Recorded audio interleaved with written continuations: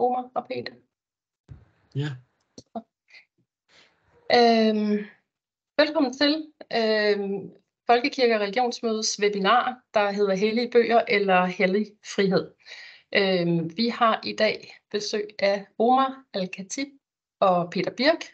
Omar, du er debattør og programredaktør på programmet Det Muslimer taler om på 24/7. Og Peter, du er biskop i Helsingør og har været det i, er det 2 år? Eller hvor lang tid er det?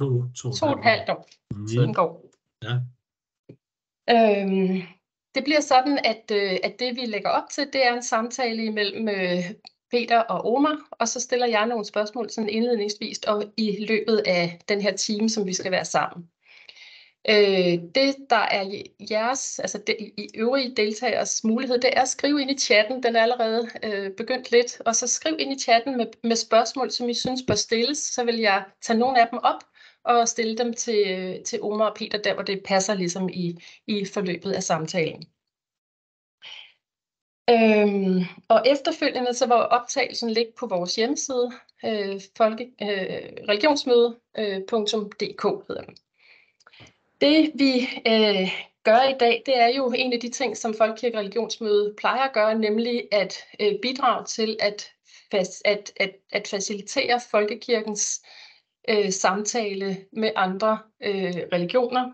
Og nogle gange så er det i forbindelse med de religionsmøder, der findes i skoler og uddannelsesinstitutioner eller i hverdagen på sociale medier. Og nogle gange er det sådan lidt mere med den lidt mere formelle samtale, og det bliver det lidt i dag med Omar og Peter. Det, som jeg har bedt jer om at bringe med i dag, det er jo det her fokus på, hvad er det religionskyndige kan sige om religionsforståelsens betydning for spørgsmålet om afbrændinger og religionsfrihed. Så det er det, der er feltet og ambitionen, at vi kvalificerer det her med, hvad det er, der kan bringes med fra. Altså, vi har jurister, der taler om de her sager, og vi har politikere, der taler om de her sager, men hvad synes de religiøse? Og det spørgsmål, som jeg gerne vil stille først til dig, Omar, det er det spørgsmål, der lyder, hvad er dit hvorfor?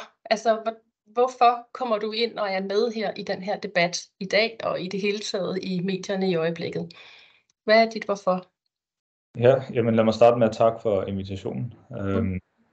Mit hvorfor er i høj grad formet af, jeg ser et stort behov for både at sætte ord på det muslimske liv og muslimske opfattelser af den her situation.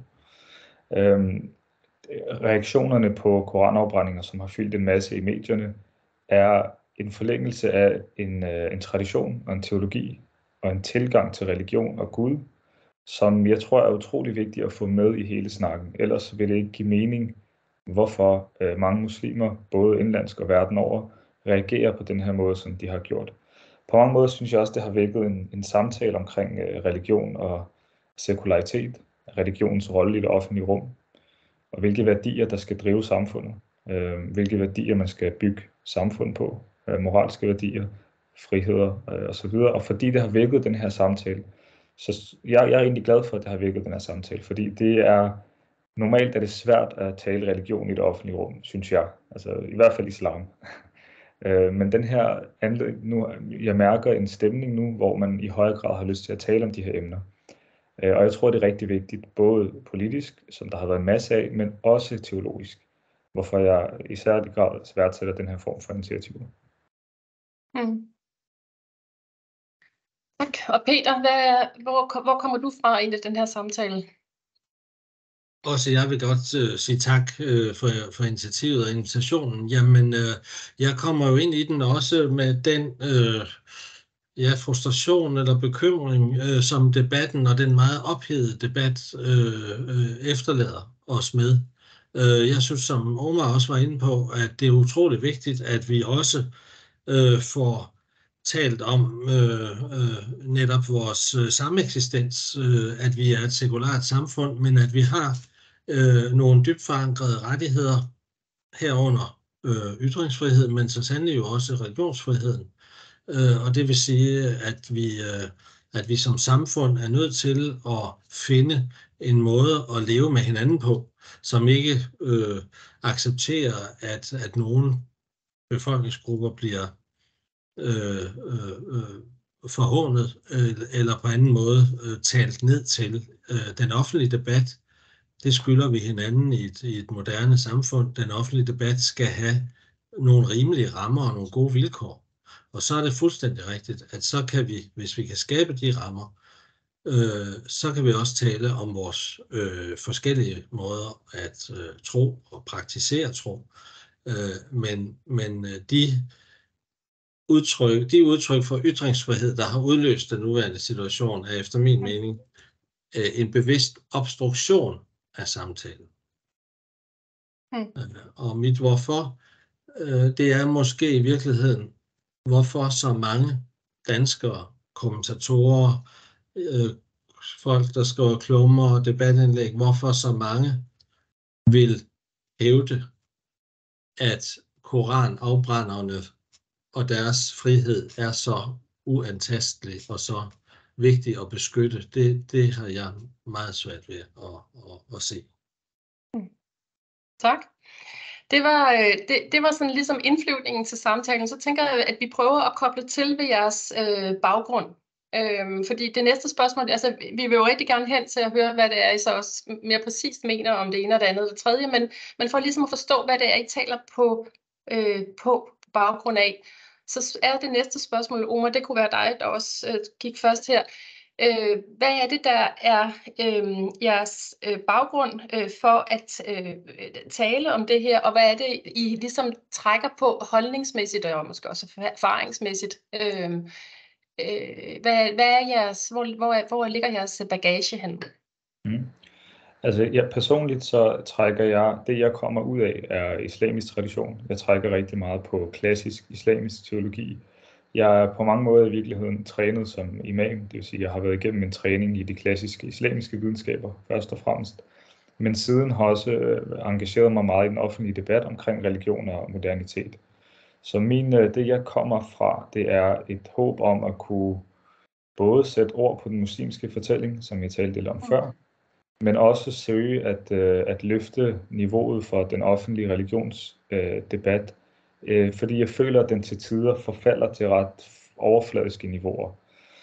Særligt i spørgsmål om islam, så er det offentlige billede præget af utrolig mange stereotyper, som muslimer har måttet leve med, danske muslimer har måttet leve med og navigere udenom, så længe vi kan huske. Så jeg er meget motiveret af at løfte niveauet for den offentlige debat på religionsdebatten, men også søge at engagere netop islamisk teologi med nogle af de større udfordringer, men også problemstillinger, som vi som samfund står overfor. Fordi jeg mener, at der er meget inspiration at hente i teologien, og jeg mener, at generelt teologiens plads har været meget fraværende, når vi snakker om samfund, og vi snakker om modernitet. Et eksempel er, at jeg savnede jo under corona eksempelvis, der var jeg ude og efterspørge, hvor er alle teologerne henne i de her spørgsmål. Der var faktisk lige coronakrisen, synes jeg, der var lidt flere teologer på banen end normalt. Men man kan sige, at i alle spørgsmål, der handler om menneskelig fremgang eller lidelse, og sygdom og udfordring, det er jo især emner, som teologien taler ind i. Men der synes jeg ofte, at debatten mangler den religiøse stemme, og præget generelt af meget stærke sekulære stemmer. Så det synes jeg er også noget af det, jeg kommer af, en motivation om at prøve at danne bro mellem de her to de verdener. Tak. Peter, hvad vil dit svar være på det her med, hvad du er rundet af, eller hvad bagagen består i? Jamen, jeg er selvfølgelig teolog, men jeg tror nu nok, jeg vil sige, at i det her spørgsmål, der er jeg i virkeligheden rundet af det sådan, af ideen om det borgerlige liberale samfund. Ikke partipolitisk, skal de understrege, men altså tanken om, at der er et samfund, hvor religionen har sin rolle, men hvor der også er et fællesskab af flere, som ikke nødvendigvis deler religion, eller overhovedet har en religion. og de borgerlige frihedsrettigheder, vi har i vores samfund, og som jo i hvert fald er, hvad skal vi sige, knæsat med grundloven i 1849, det er vel det tænker jeg er mit udgangspunkt, fordi deri er der nogle frihedsrettigheder, som jeg også var inde på før. En religionsfrihed, en ytringsfrihed, en forsamlingsfrihed, en række frihedsrettigheder, som skal tænkes i forhold til hinanden. Og der er ingen af frihedsrettighederne, der er absolutte. Når vi i den her debat så ofte møder, at ytringsfriheden er ukrænkelig, ja, så mener jeg simpelthen, det er en fejlslutning, fordi der er en række andre bestemmelser i vores lovgivning, som afgrænser ytringsfriheden. Så ytringsfriheden skal jo forvaltes i et moderne samfund i respekt for dem, man taler til og med. Og på samme måde er rettigheden til, eller friheden til at dyrke sin religion, skal ske under hensyn til det større fællesskab, altså den offentlige orden, men også anderledes troende. Og jeg synes jo i hvert fald, at jeg hører, når koranafbrænderne begrunder deres handlinger, så begrunder de dem jo med, at de ser islam som en religion, der vil alle mulige forfærdelige ting, og derfor vil de have den ud af landet. Og det vil sige, at de sådan set ikke afbalancerer, hvad skal vi sige, den frihedsrettighed, de har, ytringsfriheden, med en anden rettighed, der gik hånd i hånd med ytringsfriheden, nemlig religionsfriheden. Så de stiller jo spørgsmålstegn ved religionsfriheden med deres handling. Så derfor mener jeg, at ja, det er så at sige min tilgang til det, at vi altid, og den er jo dybest set også forbundet med en teologi, kan man sige, men den er ikke, altså den er jo selvfølgelig begrundet i en teologi, der dels tænker i, at der er et samfund og en samfundsorden, som i sidste instans jo er en del af Guds domæne, men så er der også et åndeligt regimente, og det er det, vi har i kirken, eller i moskeen, eller i synagogen, eller hvor vi nu mødes. Og de ting skal ikke adskilles, men de skal heller ikke sammenblandes. Det er sådan traditionen vil udtrykke sig. Ja. Det næste spørgsmål, det udspringer af, at her på kontoret, Sigrid og jeg, der har vi sådan hver dag, vi mødte ind, så bragt nye perspektiver til den her diskussion, og hver dag sådan haft en fornemmelse af, at vi rykkede os rundt i managen, alt efter hvor den nye argumentation, eller det nye perspektiv, eller den nye viden kom fra. Så derfor er mit lidt spørgsmål, som reflekterer min egen oplevelse af de sidste uger. Hvad har I lært af nyt? Altså, hvilke nye perspektiver har I fået åbnet øjnene for i den debat, der allerede har været? Eller noget, som I måske bare selv har rykket jer på, kan man også sige.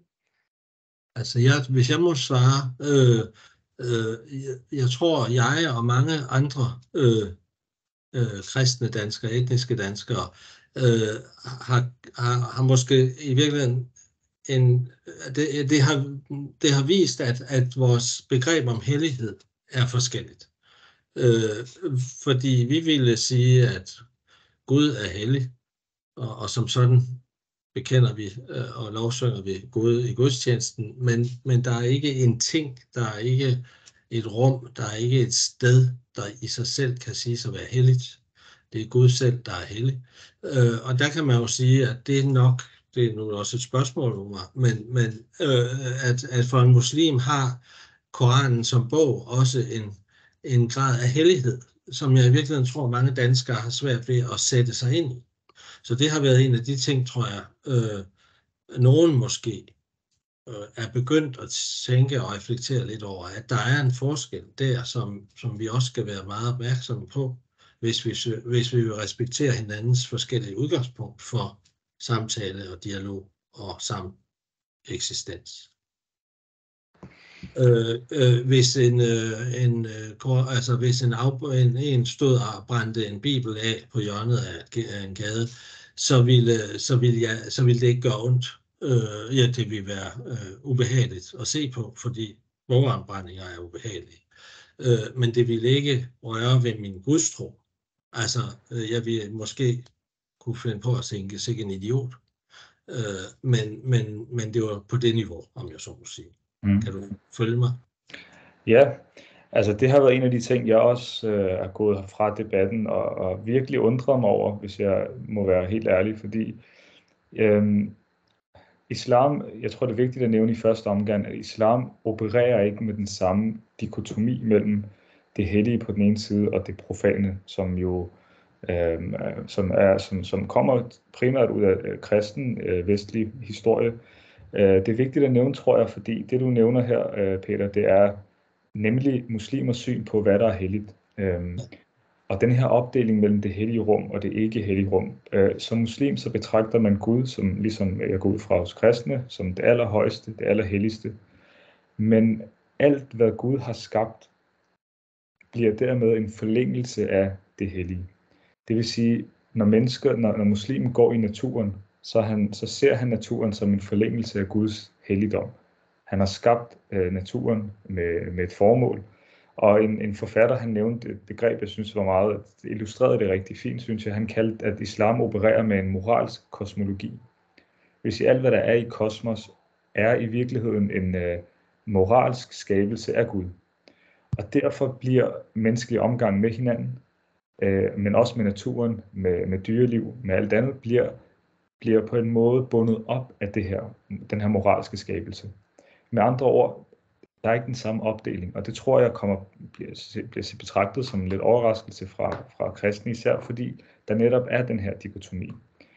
I forhold til Koranen især, det er rigtigt, at den bliver betragtet som hellig, fordi det er, og det er også en misforståelse i øvrigt, mange tror, at det er selve omslaget, eller selve bogen, der er hellig, men i virkeligheden så er det indholdet, at der bliver betragtet som Guds ord, Guds direkte tale til ærkeenglen Gabriel, som åbenbarer det til profeten Muhammed.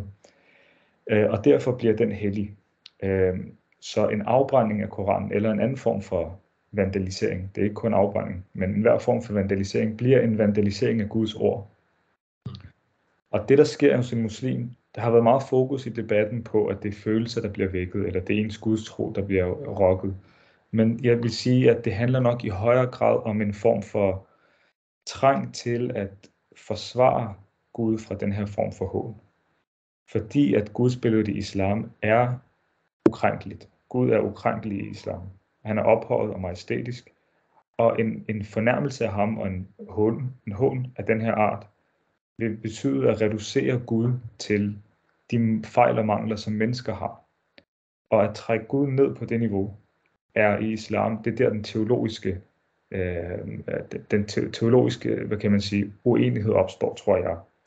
Fordi der kunne jeg forstå, det ville stride mod blandt andet korsteologi, som jeg i øvrigt også lærte fra den her debat, også for at svare på spørgsmålet. Jeg blev introduceret til korsteologien fra en anden teolog, som jeg havde en samtale med.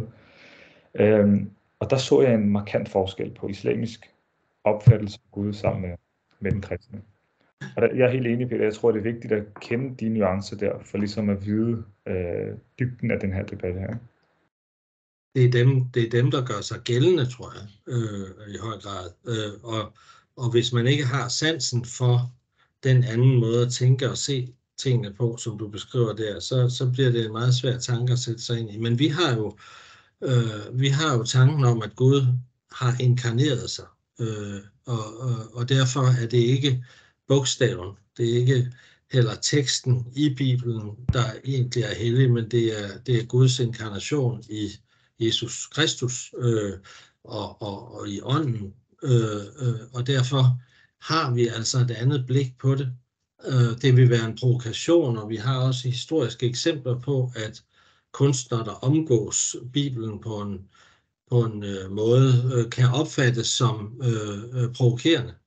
Jeg tror, grænserne er flyttet fra Jens Jørgen Thorsen lavede sine provokationer i slutningen af 60'erne, men jeg kan da godt forestille mig, at nogen vil føle sig provokeret, men det her med helligheden, det er noget andet. Der ser I anderledes på det, og det tror jeg, mange danskere har svært ved at forstå, eller egentlig identificere sig med. Men vil du sige, Peter, hvis det er okay at spørge, Ja, fordi jeg er meget interesseret, særligt at høre fra præster og biskopper, altså opfattelsen af at brænde en bibel og håne en bibel i offentlighed, på alle de måder, det nu kan gøres på.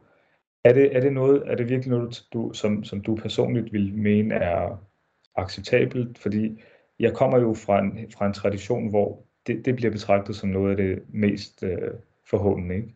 Så jeg har været meget interesseret i at høre opfattelsen og modtagelsen af den form for hån fra et kristen perspektiv.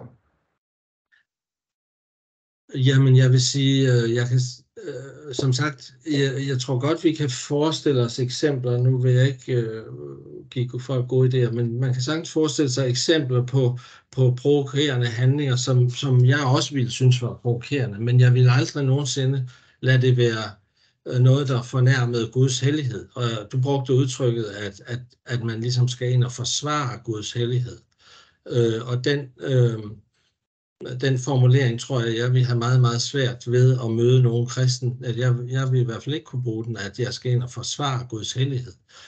Og der er en forskel der, som jeg tror, vi bare skal være os meget bevidste om. Men det betyder jo ikke, at man ikke kan føle sig trådt for nær af andres måder at lave provokerende handlinger på.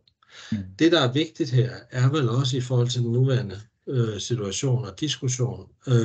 Hvordan øver man religionskritik? Det har jo været meget fremme om et forbud mod afbrænding af hellige genstande, eller af genstande, der tillægges en afgørende betydning i en religion, at det skulle lukke munden på religionskritik. Og det er jo, igen, religionskritikken er jo et barn af den kristne tradition og af oplysningstiden og af den tradition, vi står i den kristne verden, at også teksten, Bibelen, kan kritiseres. Ikke kun af debattører, men også af videnskabsfolk, som kan finde modsigelser og ting, der ikke hænger sammen. Og det vil sige, at det er en tekst, der er genstand for videnskabelig kritik. Helt legitimt, og også derfor religionskritik. Og det er vigtigt at varetage, synes jeg, behovet for nødvendigheden af, at der er en religionskritik.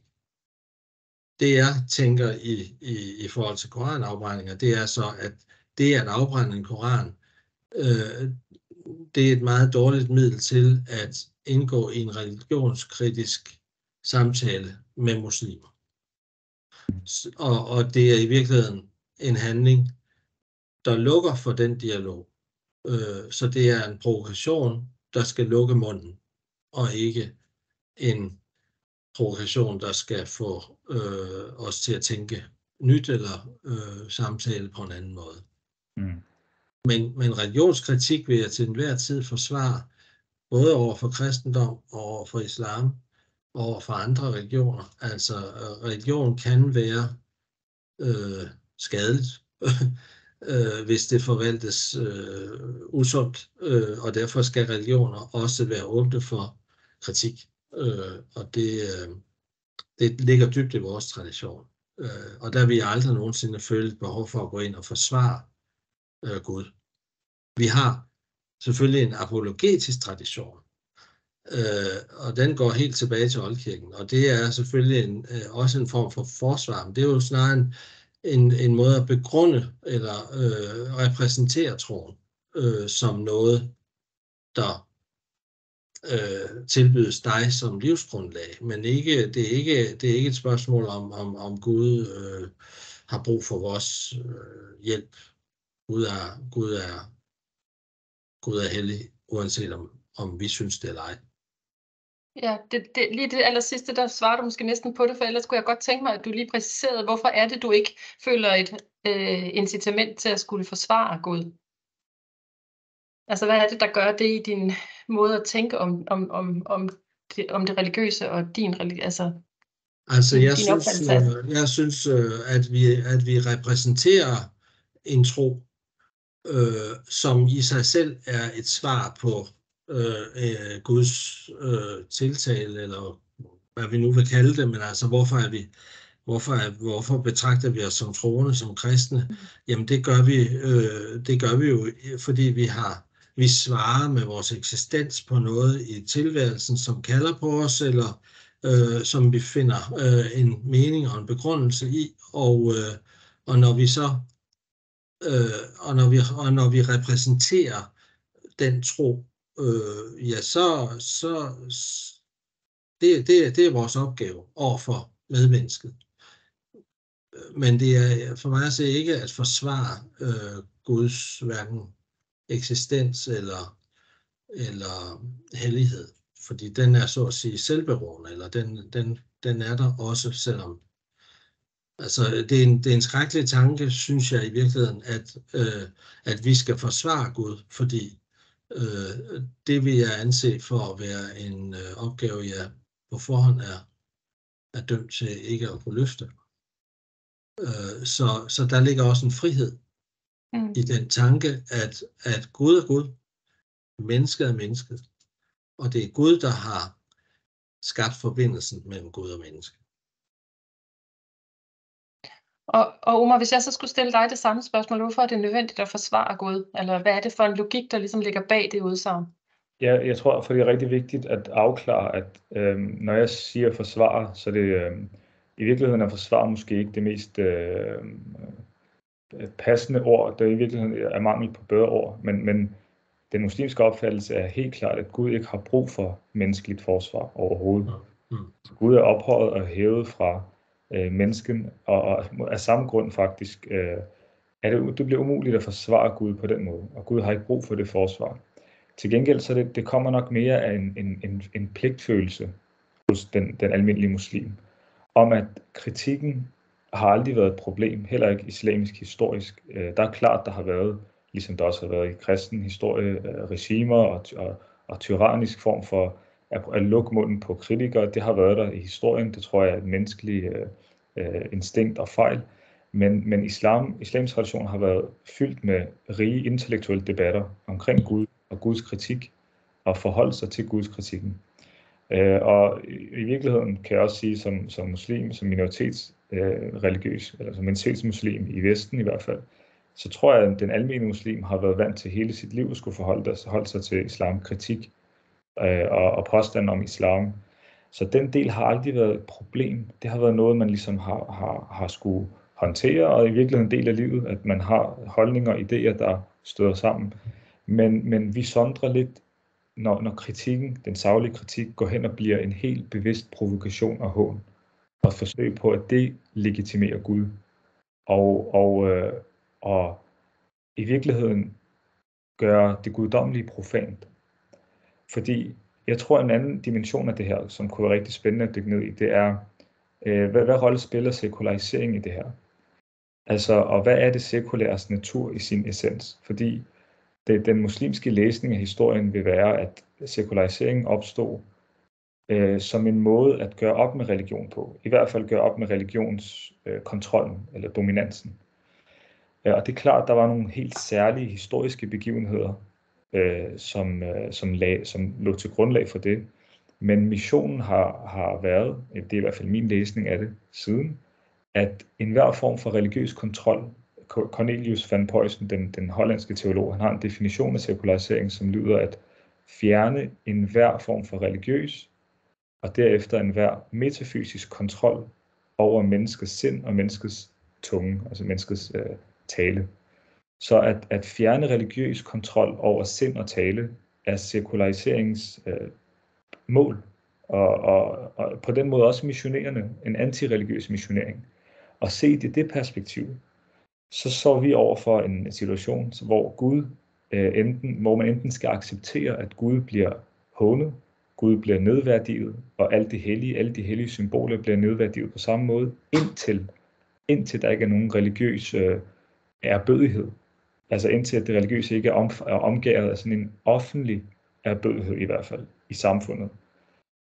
Versus på den anden side, at prøve at ophøje og holde fast i ophøjelsen af Gud. Og at sige, at der er nogle ting i verden, der er ukrænkelige. Og at vi mennesker er fejlbarlige skabninger, skabt af Gud, som syndere. Og vi vil altid synde.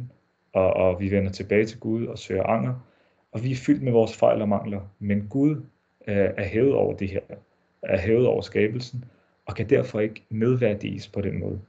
Fordi ved nedværdigelsen af Gud og de hellige symboler, så hvad er det egentlig, man så opnår? Hvorfor er det et påstået mål for sekularister, har jeg siddet og tænkt på, lige i den her anledning også, både op til i dag, men i hele den her debat. Hvorfor er de drevet af den her form for aggressiv sekularisme?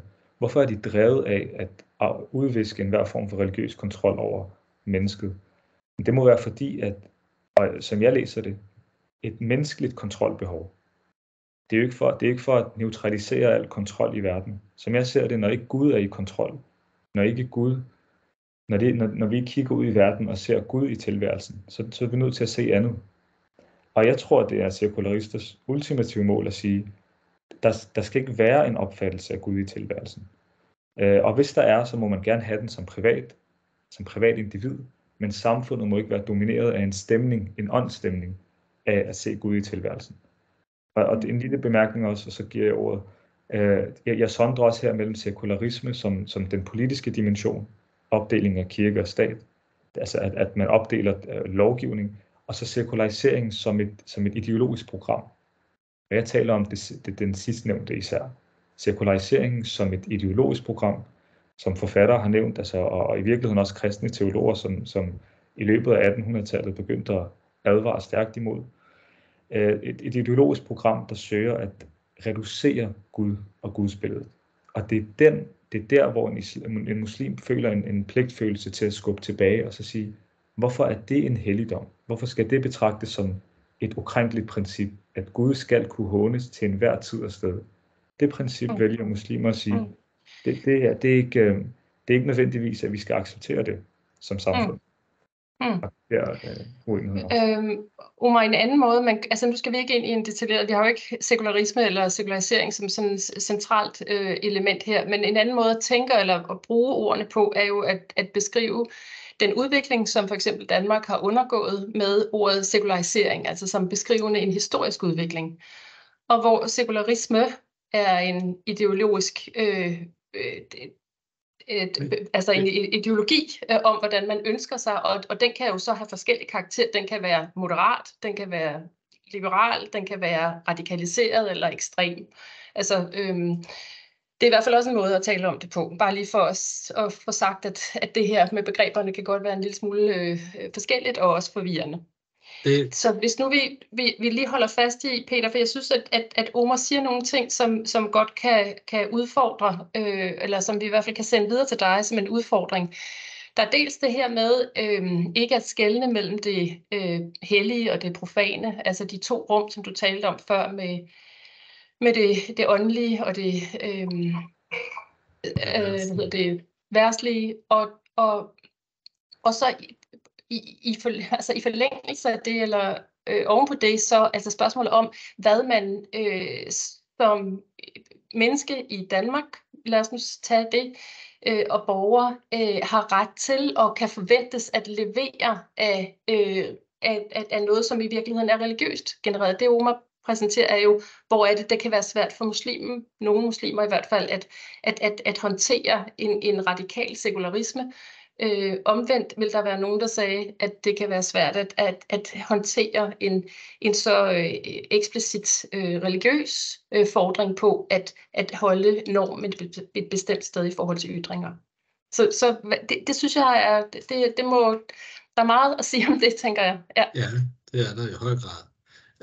Jeg tror, Omar tidligt i samtalen nævnte, at I ikke på samme måde skelner mellem det hellige og det profane, fordi Gud er alt. Ikke? Altså, og der er der jo en vigtig sondring i kristendommen og i vores tradition med at skelne. Og det sunde i det, synes jeg, det er, at vi aldrig kan hævde, at en bestemt samfundsindretning eller en bestemt politisk måde at indrette os på er Guds vilje. Vi har eksempler igennem historien, i den kristne vesterlandske historie, på at der har været styreformer eller herskere, der har forsøgt at legitimere deres magtudfoldelse ved at sige, at det her det er Guds vilje. Og det er jo hver gang gået galt. Så man kan sige, sekulariseringen er jo på den måde sund i den forstand, den minder os om, at vi aldrig som kristne kan sige, at det her jeg stemmer, eller det her jeg mener, eller den måde jeg indretter mit liv på, det er udtryk for Guds vilje. Det kan vi ikke, og det er det, der er friheden i det. Så vil jeg sige, i forlængelse af det, du lige sagde før, sekularisme, sekularisering er jeg sådan set, det er et vilkår, og det er egentlig på mange måder et godt vilkår. Sekularisme, det er jeg enig med dig i, det er som regel ret anstrengende at høre på, fordi de netop vil sige, sekularister i en eller anden form, vil de jo sige, at de frihedsrettigheder, det er, altså når det gælder for eksempel religionsfriheden, så er det ikke friheden til at udøve sin tro, men det er friheden for sekularisten, det er retten til at være fri fra religion. Og det er jo det stik modsatte af, hvad den religionsfrihedstanke oprindeligt er tænkt som. Altså religionsfriheden er friheden til at udøve sin tro under hensyn til andre, men inden for et borgerligt liberalt samfund. Det mener jeg er meget vigtigt at holde fast i. Og derfor er jeg også meget imod, synes jeg, det er at vende tingene på hovedet, hvis man mener, at religionsfriheden skal forstås som en ret til at være fri for religion. Religion er en del af vores samfund, og vi må udøve den, men selvfølgelig i respekt for en offentlighed og i respekt for anderledes troende. Men det er jo et ægtefødt frihedsbegreb af alle de andre frihedsrettigheder, vi har, og i virkeligheden er en skelnen imellem min tro og så fællesskabets tro, fordi der kan godt være plads til andre trosformer, og de har også ret til at være i det fælles samfund, vi lever i. Og det der sker i midten af 1800-tallet, ikke? Altså med grundloven. Altså det er jo, og det er jo den forskel, der er. Vi snakker tit om, hvad der sker efter, altså hvordan det bliver, men vi snakker ikke så tit om, hvordan det var. Altså hvad var det faktisk, der var af mangel på religionsfrihed, og mangel på forsamlingsfrihed, og mangel på ytringsfrihed, som jo i høj grad gik ud over ikke hvem som helst, og ikke kun politiske opponenter, men religiøse. Altså folk, der ville ønskede at udfolde sig og være religiøse, ikke? Ja, det var jo for eksempel, at trosformer kun fik hjemstedsret i landet, hvis kongen lavede en dispensation og tillod, at nogen flyttede ind og dannede et samfund i samfundet.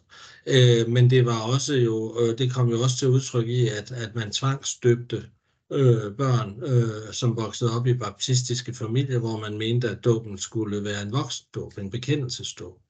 Så på en række punkter var det jo et samfund, vi ikke vil tilbage til. Altså, og der er vores borgerlige liberale frihedssamfund.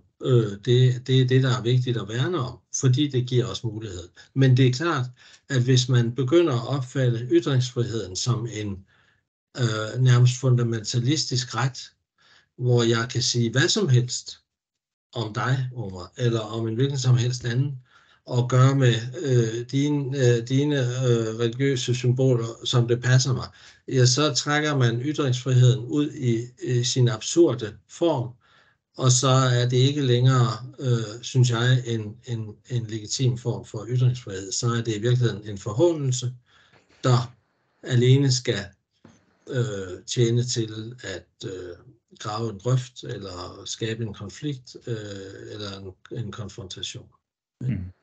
Men jeg vil så sige, for at gribe den der, det er klart, jeg vil sige selvfølgelig, at det sekularisering opstår, som jeg også nævnte, som resultat af nogle specifikke historiske hændelser i Europa på det tidspunkt. Og derfor, altså det jeg prøver ikke at anfægte, at om sekularismen på det tidspunkt var den bedste løsning på en konflikt, altså 30-årskrigene. Jeg mener jo, at vi stadigvæk døjer med konflikterne fra 30-årskrigene. Altså om ikke andet så filosofisk. Så det er jo som om, det er jo traumet, der aldrig helt er forsvundet.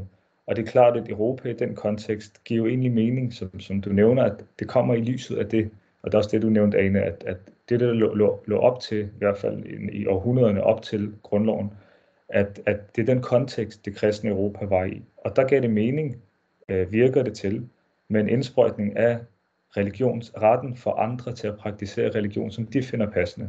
Det var et af grundprincipperne bag nationalstaten på det tidspunkt, at det ikke indblanding i andre landes kristne forståelser. Så jeg er helt bevidst, så vil jeg ikke dykke for meget ned i den historisk sociale kontekst, som det var. Det jeg prøver at anfægte, tror jeg, det er, at siden da, så betyder sekularisme noget andet. Og ude i verden nu, så ser jeg sekularisme i højere grad som noget, der netop vil beskytte andre fra religion. Den kendte islamforsker Olivier Roy, han nævner, at der er en religionsfrihed, der er en sekularisme, der adskiller Europa fra USA, hvor sekularismen i Europa er at beskytte staten fra religionsudøvelsen, mens den i USA er at beskytte de religiøse minoriteter fra statens kontrol. Ja. Som helt grundlæggende forskel.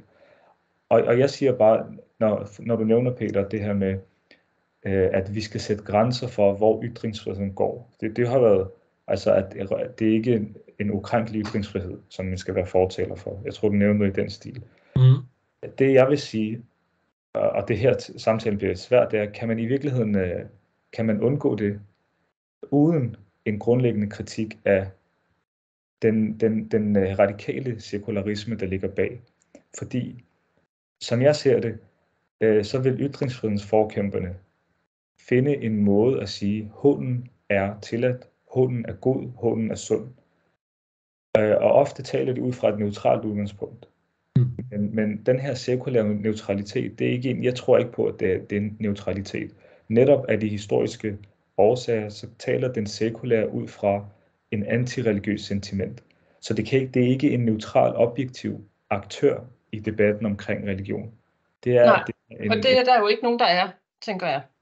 Nej, præcis. Men det er ofte sådan, det fremstår. Det sekulære fremstår som det neutrale, hvor det religiøse, der bliver sagt, der kan ikke være en religiøs forståelse, der dominerer, men noget er nødt til at dominere. Og hvis det, der dominerer, ikke bare er areligiøst, men antireligiøst, hvad gør det så ved vores måde at forstå frihed og religionsfrihed? Jeg ser, altså de seneste siden 2016 især, har vi set flere lovindgreb, der reducerer religiøs praksis, hvor ytringsfrihedsforkæmperne har været mystisk fraværende. Altså loven omkring tvungne håndtryk, det kom fra et religiøst sentiment for muslimer om ikke at røre på det modsatte køn. Og det blev tilsidesat i religion, i frihedens navn. Det samme med burkaer, det samme med, og der er en liste af ting, der kan nævnes. Så som muslim sidder man tilbage og siger, at det lyder rigtig godt teoretisk, at vi har udviklet en borgerlig frihedsforståelse, hvor der skal være plads til alle, også religiøse mennesker. Men i praksis ret ofte, så bliver det oversat til en reducering og kontrol af religiøs udfoldelse.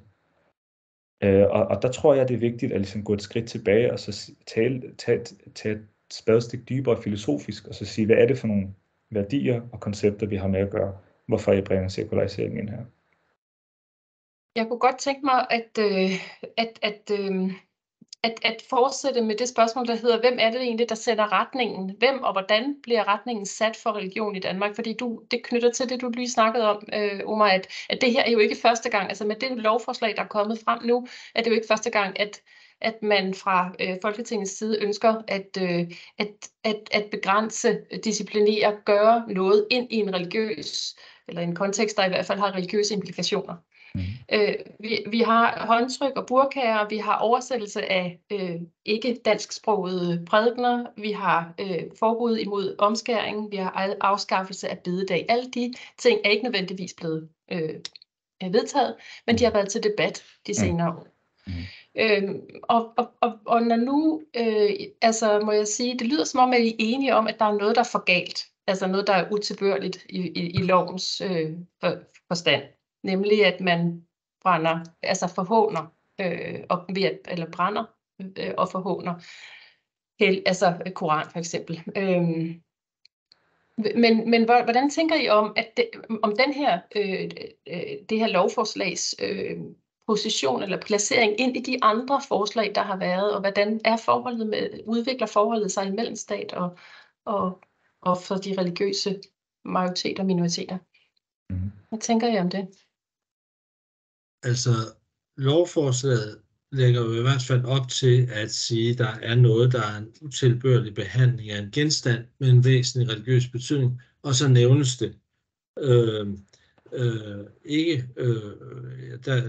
Det nævnes i bemærkningerne, at det kunne være Bibelen, det kunne være Koranen, det kunne være Toraen.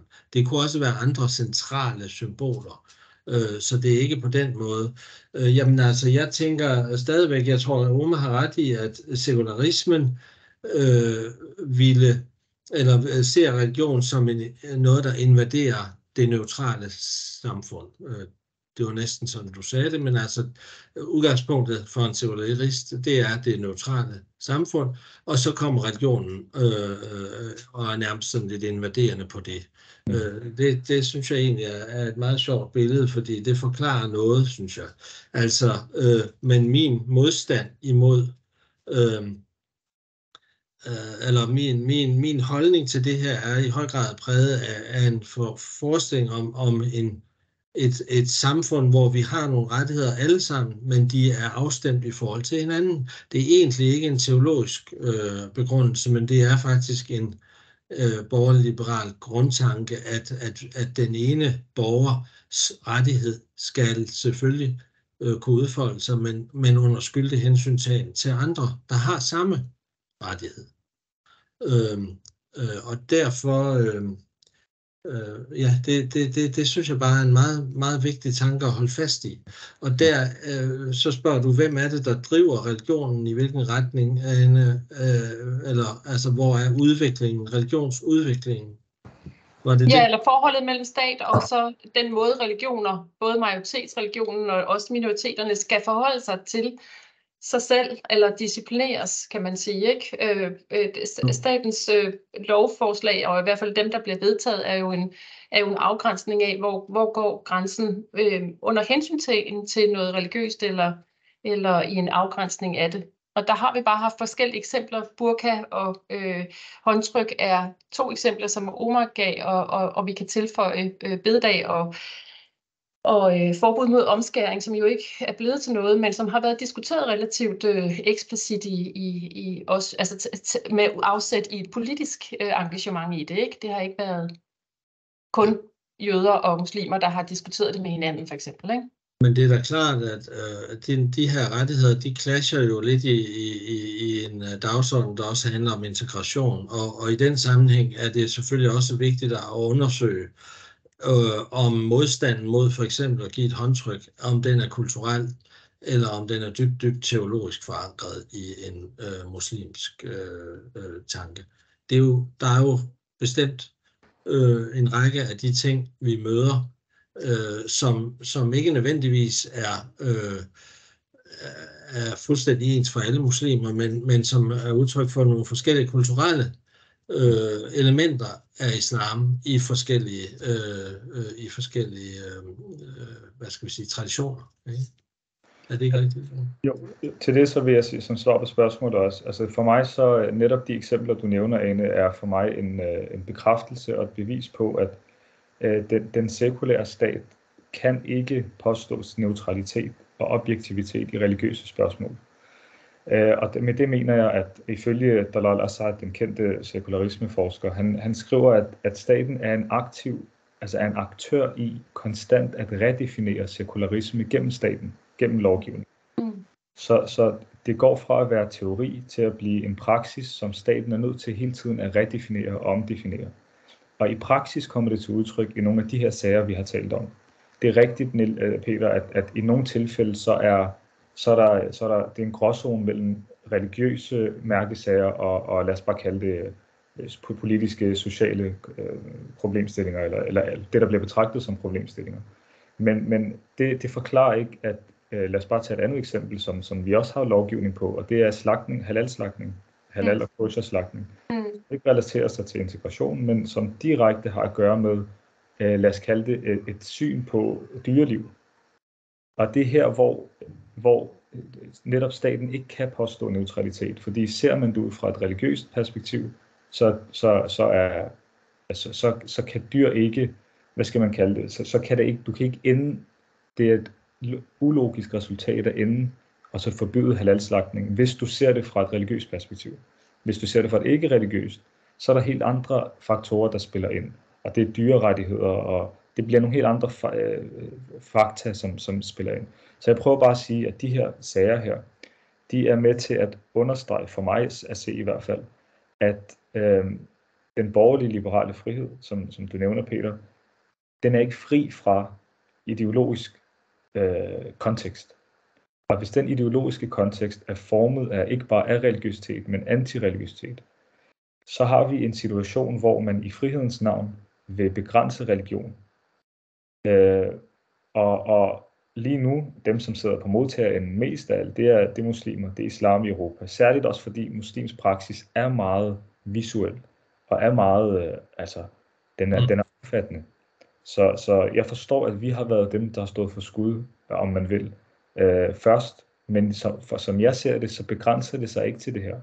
Jeg begynder at se i stigende grad også krav til kirken om at indpasse sig og tilpasse sig moderne og postmoderne teorier, både i forhold til, hvordan man taler, men også handler. Og det, som jeg kalder monokulturens pres, det vil sige, der er et pres fra en monokultur, der prøver at sige, at religiøse instanser skal tilpasse sig, hvis de skal overleve. Og de her krav her, de er for mig en forlængelse af den sekulære ånd, hvor det ikke er nok at give folk lov til at leve religiøst og prøve at opretholde sådan en balance, men det faktisk handler om en ideologisk indtrængen i måden, man ser verden på. Og derfor, af den grund, siger jeg, er det ved at vise sig uholdbart med den her radikale definition af sekularisme. For mig som muslim er der ikke nogen tvivl om det. Og jeg tror, at jeg søger især en interreligiøs samtale om det her emne, fordi jeg tror ikke, det kommer til at begrænse sig til islam. Tværtimod, jeg ser tegn på, at det begynder at udbrede sig rigtig meget. Men det kan jeg godt følge dig i. Jeg tror, altså jeg hører til dem, der stadigvæk håber og tror, at den tradition, der handler om, at der er religionsfrihed, altså at staten tillader religioner at eksistere og udfolde sig, at den tradition er stærk og fortsat har et relevant bud på et moderne samfund. Men du har også ret, tror jeg, i, at det er en tradition, der er under pres, fordi religionerne ligesom skal placeres eller reduceres i en eller anden omfang. Men jeg vil stadigvæk gøre mig til tilhænger af et borgerligt-liberalt samfund, der ved religionsfrihed forstår retten til at udøve sin tro i en synlig og offentlig praksis frit, men selvfølgelig under hensyn til det samfund, man i øvrigt er en del af. Så det er hele tiden den afvejning. Men ja, sekularismen er en stærk trend i vores samtid. Det er rigtigt. Og sammen med det, I lige har talt om, så tænker jeg også, at der er brug for, hvis I skal blive lidt udfordret, altså at hvor er det så grænsen går? Altså hvad er det, altså hvis det her det er altså koranafbrænding og andre mærkelige måder at omgås den bog på er utilbørligt og bliver forbudt i Danmark. Hvilke ting vil man så, altså hvad er det man gerne vil friholde for at friholde og lade være en del af en ytringsfrihedstradition og logik, og hvad er det man, altså og hvilke ting vil man eventuelt også gerne ligesom mindske ytringer, altså hvilke andre ytringer skal potentielt også, og i hvert fald så synes jeg, der er sådan en meget centralt spørgsmål omkring det her med satire og kunst. Altså kunst har jo altid været ytringer, som har talt mange gange i hvert fald magt og norm imod. Hvad skal der blive af den position? Og jeg kunne godt tænke mig at tilføje, eller ligesom at tage tråden op og spørge Omar, altså i forlængelse af det, vi talte om før, så kan man vel også, altså du er vel også med på, ja, det er et spørgsmål, om ikke islam er noget andet i Danmark i dag, end det er i andre lande, hvor traditionen udfolder sig på en anden måde. Altså jeg mener, islam, der udfolder sig i en dansk kontekst i 2023, ser anderledes ud, og det vil sige, end den gør i for eksempel Algeriet eller Tyrkiet eller og så videre. Så I har jo også selv en tradition for reform eller tilpasning, fortolkning af jeres traditioner. Og det er bare det, jeg mener, der er vi, altså der har vi selvfølgelig forskelligt syn på forholdet mellem stat og religion og mellem det profane og det hellige, men grundlæggende er man jo også nødt til at som muslim i Danmark i dag at fortolke og udleve sin tro på en anden måde, end hvis man levede i Algeriet eller Tyrkiet, ikke? For at svare på det, jo, der er absolut kulturel forskel i islampraksisen, og jeg tror, det er egentlig en ret naturlig ting. Islamisk lovpraksis har en indbygget tilpasningsevne, vil jeg mene. Der er koncepter som urf eksempelvis, som tager kulturen, den pågældende kultur for øje i at forme religiøs praksis. Og det har været islamisk historie, det er der nu. Til gengæld vil jeg samtidig sige, det til trods, så læser muslimer verden over den samme Koran, beder til sig i retning af samme bederetning, beder 5 gange om dagen, har så meget, hvad skal man kalde det, samhørighed på tværs af kulturer og på tværs af historie også. Og det mener jeg, at muslimer har formået, og islam har formået at holde fast på af en grund, de seneste i hvert fald 300-400 år. Og det er netop en kritisk tilgang til den indgribende sekularisme. Hvorfor jeg nævnte det igen. Jeg vil hurtigt også sige, fordi du nævnte før, Peter, det her med, du rejser et spørgsmål der, kan man bevare religiøs udfoldelse, og at religioner har ret til forskellige religioner har ret til at praktisere deres religion. Og til det svar er det helt tydeligt for mig, at det skal der være. Det har der været også historisk, før det viser i den form, som vi ser det nu, af en liberal sekulær måde at håndtere det spørgsmål på. Så jeg er fortaler for den samme ret til religioner kan få lov til at leve og udfolde sig, men jeg stiller spørgsmålstegn ved, om den sekularisme-drevet, den radikale sekularisme-drevet frihedskoncept i virkeligheden kan formå det. Og muslimer er de første til at stille det spørgsmål, ser jeg det som, men jeg tror flere vil begynde i takt med, at vi bevæger os frem. Fordi tradition med stor T er grundlæggende udfordret. Og det er lige meget, hvilken traditionel religion, der taler om. I takt med, at vi bevæger os frem. Og derfor er jeg ude i at tale om de her ideologiske bagtæppe her. Fordi jeg tror, at det bliver relevant for alle religiøse, i takt med, at vi bevæger os mere og mere frem. Ved hvad, nu er tiden ved at være gået. Det har været en sand fornøjelse at høre jer tale sammen og bevæge jer ned der, hvor I føler jer hjemme tydeligvis, i forhold til hvor det er, hvad I trækker på af bagage i forhold til at adressere de spørgsmål, som er aktuelle og som jo altså på alle mulige måder brænder sig på. Det sidste spørgsmål, jeg havde til jer, det var sådan set, hvor vil I gerne, at det her spørgsmål ender? Altså, hvor skal vi hen? Og det kunne I måske, altså hvis nu I er super disciplineret, så får I 30 sekunder hver til at sige, det er det her, vi gerne, altså nu er vi her i dag, men på den anden side af den her debat, som er meget aktuel lige omkring koranafbrændingerne, hvor er det så, vi skal hen? Peter, vil du ikke være den, der starter, du får 30 sekunder. Jo, altså jeg synes jo, debatten her har jo, og reaktionerne på regeringens lovforslag er jo desværre meget polariseret i øjeblikket, men jeg håber egentlig, at man ved at vedtage den her lov, kan komme på den anden side af den der meget absolute forståelse af ytringsfrihed. Der er et hensyn at tage. Jeg tror, at en utæmmet ytringsfrihed bliver meget hurtigt til en uhæmmet ytringsfrihed. Og så stopper den samtale, som vi har haft nu, og som skal fortsætte, og som er enormt vigtig, hvis vi også om 10 og 20 og 100 år skal have et samfund, der hænger sammen og ikke er splittet ad i forskellige måder at se verden på. Ja. Jeg vil også stemme i og sige, at konteksten før har måske været præget af netop en absolutistisk forståelse af ytringsfrihed, hvor ikke bare religionskritikken, men religionshånden er blevet ophøjet til at være hellig i sig selv.